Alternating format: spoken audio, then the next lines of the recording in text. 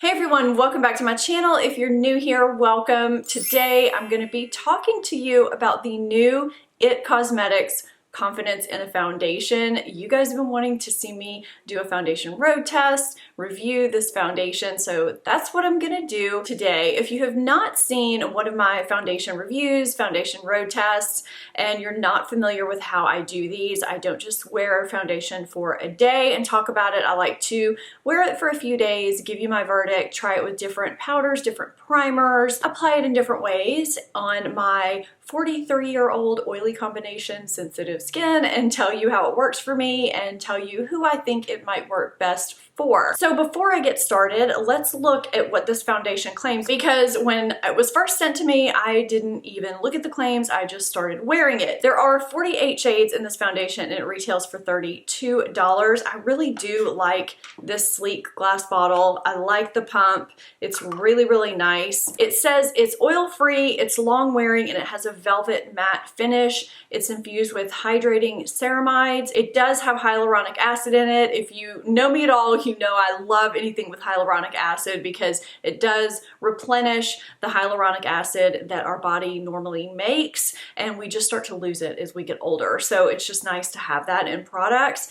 It does claim to be full coverage, give a matte finish, and it's supposed to be good for normal, dry, combination, and oily skin. So ceramides are naturally occurring lipids in our skin, so they kind of go along nicely with the hyaluronic acid, and they help support the skin barrier. The hyaluronic acid is also going to help kind of plump up the fine lines in the skin because of that moisture that it's going to help add to the skin, and it's going to help with the elasticity of the skin as well. So this also says that this foundation is humidity proof. I live in New Orleans. I'm all about humidity proof products. And it says that it flawlessly covers the look of blemishes, redness, dark spots, and other imperfections all day long. Now, if you saw my Instagram where I got the PR package, you saw that they did include this foundation brush. I am going to be talking about my thoughts on this brush. I'm going to be demoing using this brush. They also sent the light shade range.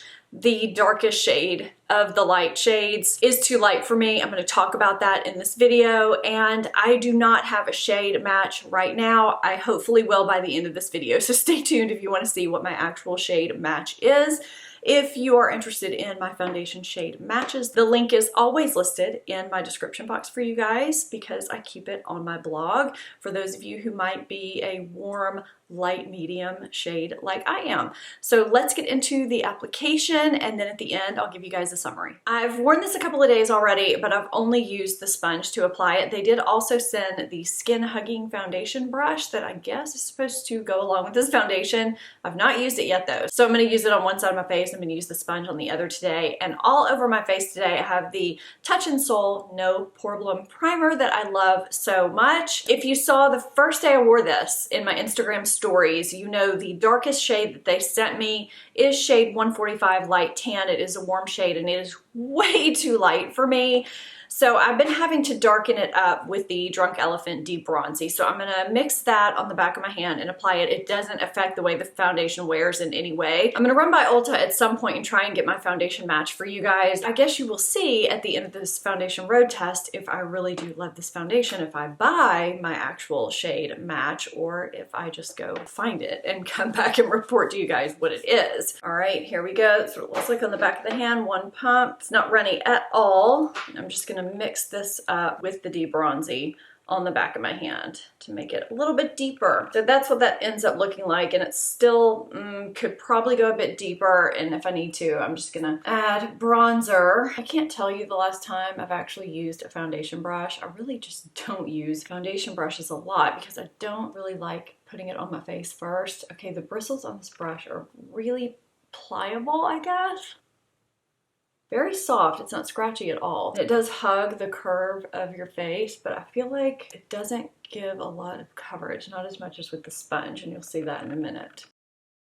So that's what we have with the brush. It doesn't look bad, but I kind of don't like the way it's catching on my pores here. And I'm wondering if that is what is happening with the reviews. Maybe they're using a brush, because I have used this before with a sponge and I actually really like the way it looks. So you can see all the redness that I still have over here on the sponge side, what will be the sponge side, we'll apply it with the sponge. So I dip my sponge into what's on my hand and just apply it kind of section by section. Luke, what is going on over there?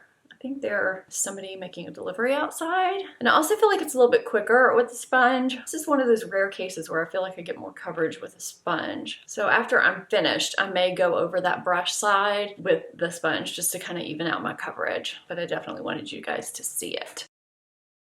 I feel like when I've used a sponge before, I had about half of a pump left. That's what typically happens. I don't think I'm gonna have that much left here because I used more than usual when I was using the brush. And it may just be that brush. So there's both sides. I kind of have the sun shining in and it's reflecting off my face. I think it's making me look shinier than I am in person, but the coverage is nice. You can layer it and build a little bit. It feels good. It doesn't feel heavy at all. I think if you went in with too much, it's gonna feel heavy. I mean, just like with most foundations. So I'm just gonna take a tad bit more. I'm talking just a tiny bit and go over these spots where I feel like it's just not looking that good with the pores, just to kind of even that out. And I don't take foundation underneath my eyes, just so you know. This is what it looks like before I have any makeup on, and I really like the way it looks once I have makeup on. So I'll come right back, show you, and then we're gonna go through the day. I do have a hair appointment later, so it will probably disappear today around my hairline, but I have worn it before, so I do have experience with it around my hairline and everywhere else.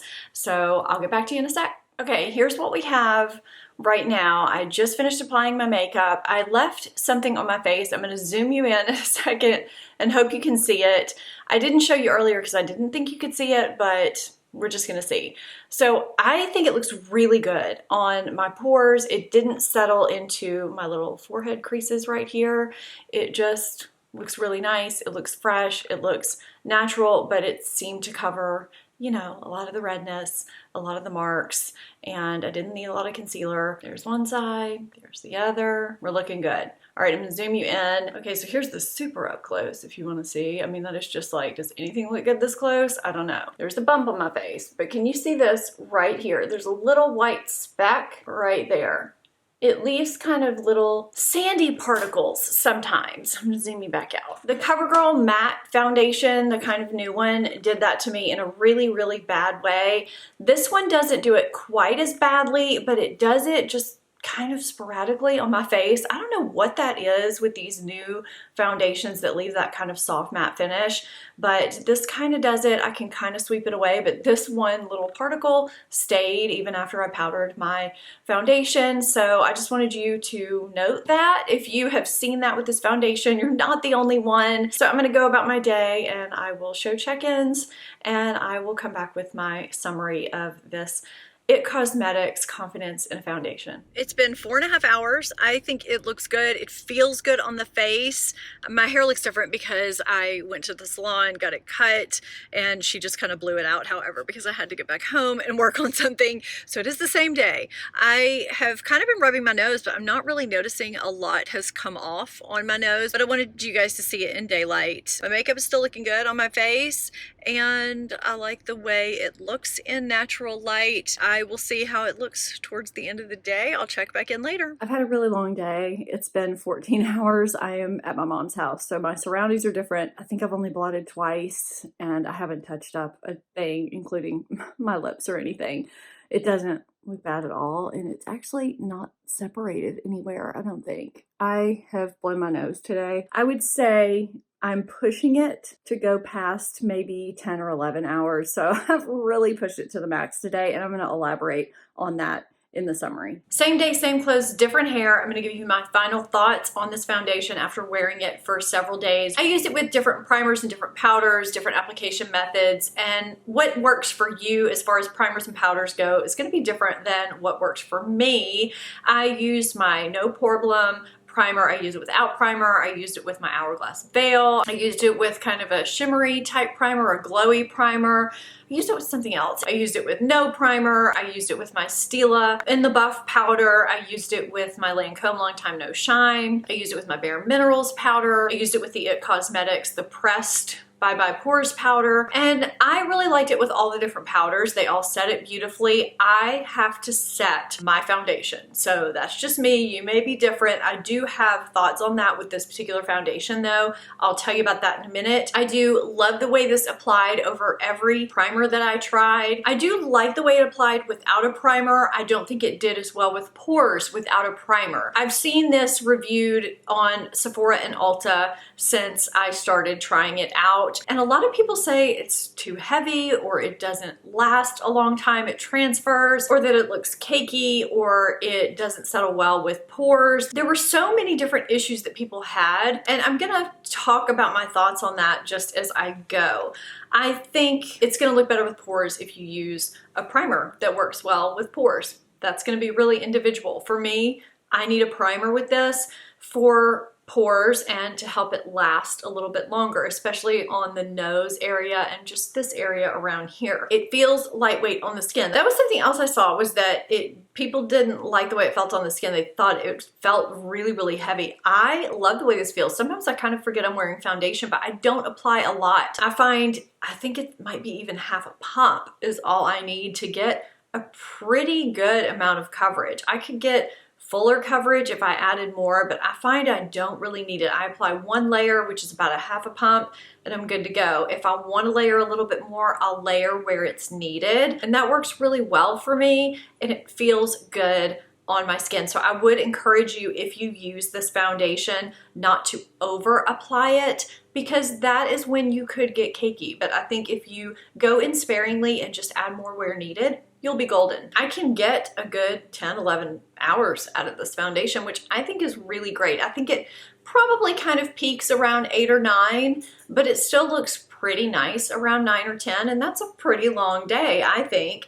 The finish is a nice soft matte finish. I do have to blot a couple of times during the day, but I don't hate the way my skin looks before I have to blot. Blotting is pretty normal for me, and by blotting, I either mean blot with a blotting sheet or a tissue, and I usually do touch up with a translucent powder of some sort. Sometimes I don't. Sometimes I just leave it at the blotting sheet. Something else I like in addition to those things, I do like the packaging, and I like that it has some decent ingredients in it. It Cosmetics is pretty good about putting some decent skincare ingredients in their products. They do have a lot of ingredients in their products though, so if you are concerned about having a lot of ingredients, you may not like this foundation. I don't notice a scent at all. They did have a high concentration of a marine hydrolyzed collagen in here, so if you have fish allergy issues, you may want to be aware of that. They did make note of it on those batches, but I think they've since lessened the amount of that or taken it out altogether.